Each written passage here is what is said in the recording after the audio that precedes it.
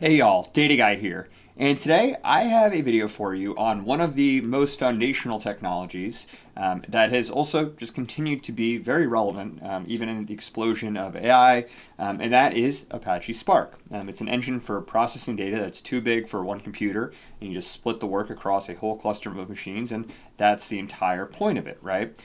And the reason why I want to make this specific video is that normally when you look for what is Apache Spark, you'll have someone going really deep and throwing RDDs and catalyst optimizers at you, and it's not going to talk about what the thing actually does or kind of the reason behind why people use it. So this is kind of more of a back to basics video and talk about the point of Apache Spark, the core kind of concepts behind it, and if you already understand why one laptop chokes on a big enough file, you already are most of the way to understanding Spark. So the plan for this video is I'll show you exactly why a single machine falls over when data gets big enough, because that's the problem Spark exists to solve. Then I'm going to walk through how Spark works at a high level, the drivers, executors, partitions, and lazy evaluation. And then after that, we'll show you how you actually would use Spark, with a short PySpark example, and talk about where Spark fits into the current landscape and the kind of newer tools that you might also look at as alternatives. And then I'll close with just a quick recap. So if you like this video, keep watching because let's get into it. So first, let's start with, why you would use Spark. What's the problem that Spark solves? So say you've got a CSV file with, 10,000 rows and you open it with pandas and Python, run a group by, get your answer in about a second, and it's really easy. One machine, one file, no problem. Now, let's say that same file is 2 terabytes, right? And suddenly that whole flow breaks. And it's not one wall, but it's actually 3. The first is memory. Tools like Pandas load the entire data set into RAM, and your machine has 16, 32, maybe 64, maybe 128 if you got a gaming rig. But no matter what, a 2 terabyte file just isn't going to fit. So the program will crash before it even starts, and that's the first wall you'll likely hit. Then the second wall is disk space. Maybe the file doesn't even fit on your hard drive. Big companies generate terabytes of data a day, and there's no single disk on your desk that can hold all of it. And then the third is time. Pretending you solve memory and disk, you got a bunch of RAM, you got a massive hard drive. One CPU still has to grind through 2 terabytes one chunk at a time because CPUs are single threaded that way. And that's hours, maybe days, and by the time the answer lands, the question doesn't really matter anymore. So the key move is that if one machine can't hold it or you can't process it enough, you just stop trying to make the machine bigger. You use many machines instead. So take that 2 terabyte file, chop it up into 100 pieces, hand one piece to each of the 100 computers, and they all work at the same time. Then you just combine the results at the end, and that's distributed processing. Now, distributed just means that the work is spread across many machines instead of just stuck on one. And so that idea, splitting the data, processing the pieces in parallel, combining the results, is exactly what Apache Spark automates for you. And the piece that people underestimate is that coordinating those machines by hand would be a nightmare. If one of them died halfway through, one piece of data was way bigger than the others, what if 2 machines needed to share results? There's a ton of different issues to solve there, and it can be a whole career worth of problems, but Spark takes all that out of your hands. You just describe what you want. Spark works out how to run it across the cluster, and then it will quietly rerun any piece that fails, and that coordination is the kind of product and the reason behind Spark's being. So how does Spark actually pull that job off and do it in a way that makes it so easy? And there's really just 4 pieces there, right? And so first you have the driver. The driver is the brain. It is the process that runs your code. It'll hold the plan for the whole job and then hand out work. And it's the head chef. It doesn't cook every dish personally, but the chef reads the orders and tells everyone else what to do. Then you have the executors. Executors are the workers. These are the processes that are running across all the machines in your cluster, and they do the actual cooking, the actual number crunching on your data. Driver says, hey, run this filter on your chunk, and then every executor runs it on their chunk. So 100 executors, 100 pieces, all working at once, and this is where that parallelism comes from that Spark is so well known for. Then you have partitions. A partition is one of these chunks. When Spark loads your 2 terabyte data set, it doesn't keep it as one lump. It'll slice it into partitions, and then each executor works on some of them. Partitions are the unit of parallelism, and there's a rough rule of more partitions mean more pieces can run at the same time.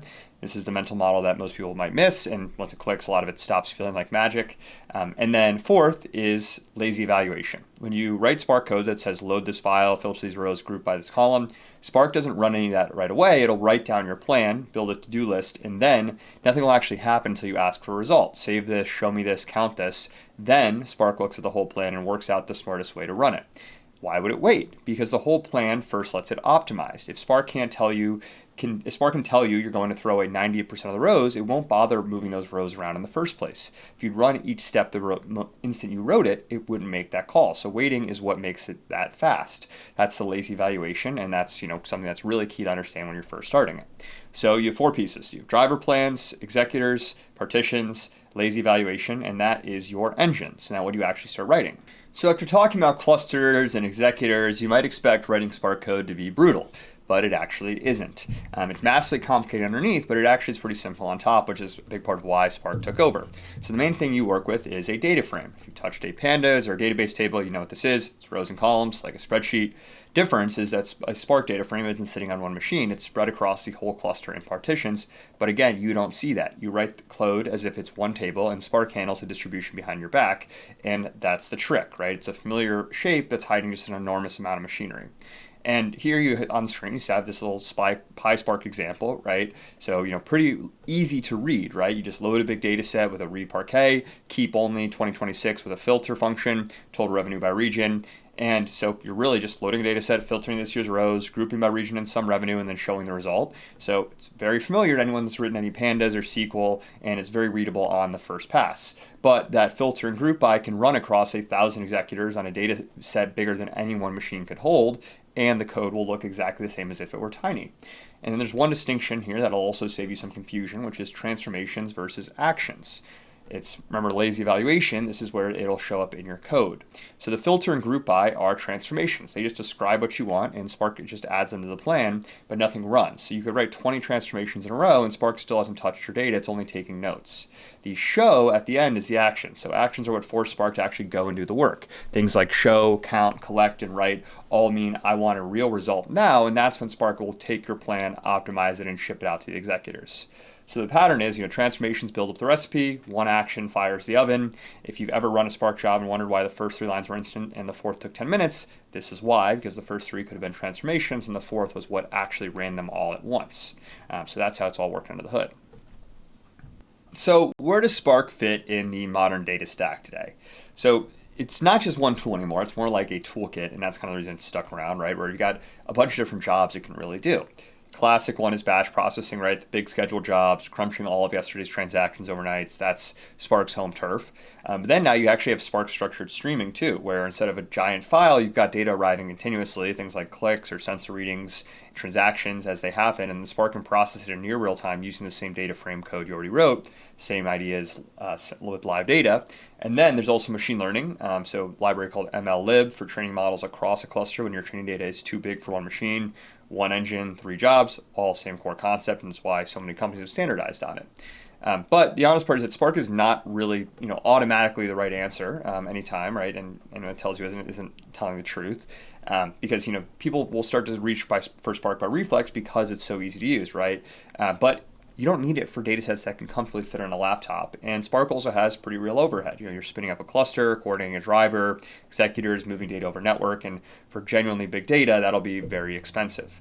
But obviously for small pieces of data, it's just a waste. And so you're paying coordination tax for a problem that you don't really have or need. And that's the gap that newer tools fills, right? Things like DuckDB, Polars, they're built to rip through data that fits on a single machine. And modern machines are so big now that fits on a machine can cover a pretty large amount of use cases. One beefy laptop, they can sometimes beat a Spark cluster for those kind of smaller sizes because they'll just skip all the distributed overhead and just run it straight there. So I think the best rule is you match the tool to the data. If data is too big for a machine or already living across a cluster, definitely go to Spark. But data that can fit on a single fat machine, you might want to look at DuckDB or Polars first, just because you could save a lot of money.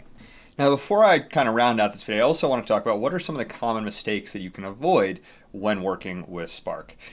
Number one, there's a bunch of different little kind of tips that you can use, but basically the first one is collect, right? There's a command called collect that pulls your whole data set back to the driver, that one machine running your code, and it's tempting because it hands you a normal list that you can then go and poke at.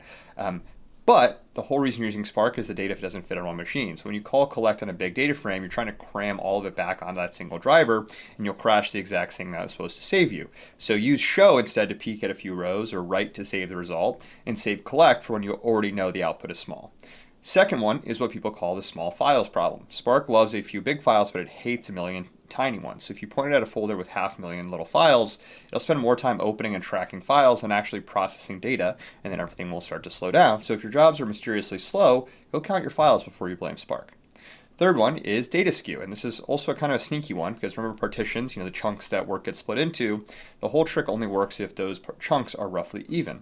But let's say if you're grouping sales by country and 80% of your rows are from one country, now one executor gets a giant pile of work while the other 99 finish early and sit there doing nothing. So your 100 machine cluster is basically running on one machine, and if one task in a job takes way longer than the rest, skew is usually the reason. And the fourth one isn't a Spark job bug, it's a spending trap.